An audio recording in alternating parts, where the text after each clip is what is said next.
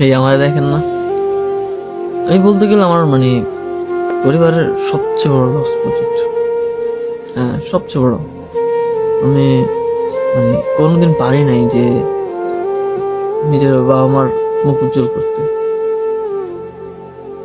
আমার কাজিনদের মতো আমি ভালো কোনো রেজাল্ট করতে পারিনি। আমি কোনোদিন তাদের মতো চলতে পারিনি।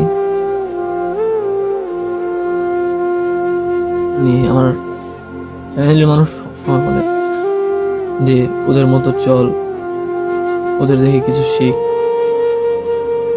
আমি ওদের মতো না, হ্যাঁ আমি নিজের মতো।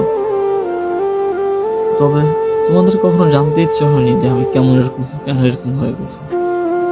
কিন্তু আমি এরকম ছিলাম না যেমনটা এখন আছে।